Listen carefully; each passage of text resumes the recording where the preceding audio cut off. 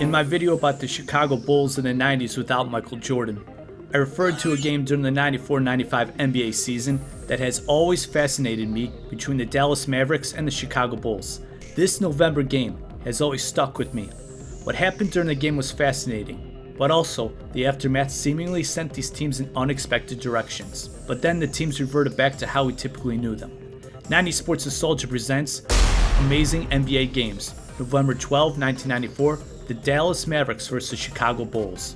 And if you like this video, don't forget to please subscribe, give a like, comment, share, and to check out the links below for Patreon and merchandise. Thank you very much. Now we all know about the Chicago Bulls' success in the early 90s. Then Michael Jordan retired, but Scottie Pippen had an MVP type of a season during the 93-94 campaign, leading the Bulls to a 55-win season. However, Chicago would lose in a tough 7-game series against the Knicks in the Eastern Conference semifinals. The Bulls lost All-Star Horace Grant, but signed Ron Harper, who would be a solid defender for Chicago. As for the Mavericks, they were atrocious in the 2 years prior to this game, but they had a talented nucleus due to the high draft picks with Jim Jackson, Jamal Mashburn, and Jason Kidd. This was known as a Triple J Ranch. Coming into this early season game, the Bulls were 3-2 and expected to be Eastern Conference contenders, while the Dallas Mavericks were 2-1 and expected to be bad again. Thus, the Bulls were heavy favorites. But in the first quarter, Scottie Pippen lost his cool, picked up a technical foul which is given by referee Hugh Hollins.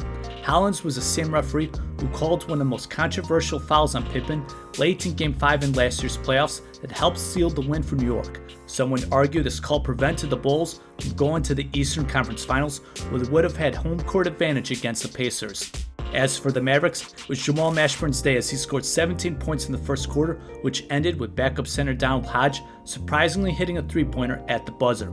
The contest was basically close for the duration of the game, but it was Jim Jackson's play with 16 points in the fourth quarter that gave the Mavs the lead late, until Bulls center Will Perdue was fouled with 7 seconds left, and surprisingly, the career 57% free throw shooter made both free throws to send the game into overtime. But Jim Jackson scored 7 of the Mavs' 15 overtime points, as the Mavs won 124-120. What's quite surprising is that Jamal Mashburn ended up with 50 points. Most of it came against one of the best defenders ever in Scottie Pippen, while Jim Jackson netted 38, with Ron Harper mostly on him.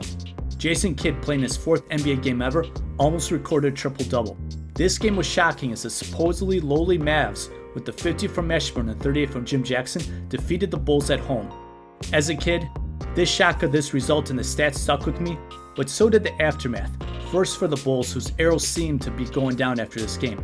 Pippen had seemingly attitude problems when he was playing without Michael Jordan, but his 94-95 season seemed to be Pippen's worst in terms of his attitude.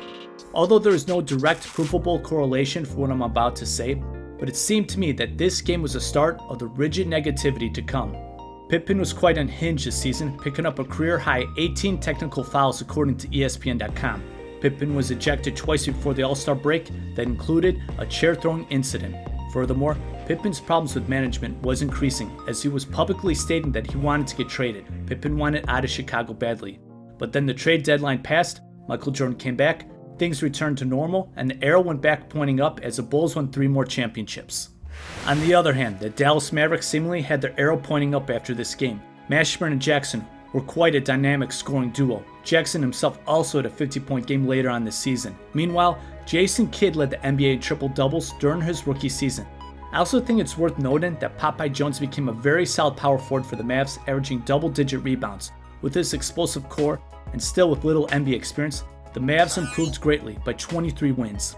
It seemed the Mavs will be highly competitive in the West for years to come, but it didn't quite work out that way, as the arrow would then be pointing down.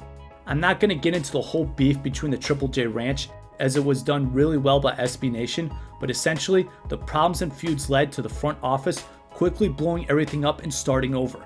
Kidd, Mashburn, and Jackson were all traded during the 96-97 season. Subsequently, some more 21 seasons would come into fruition. This game between the Mavs and the Bulls showed what could have been for Dallas. This was a pinnacle for the 3Js, the zenith of the short-lived era of the Triple J Ranch.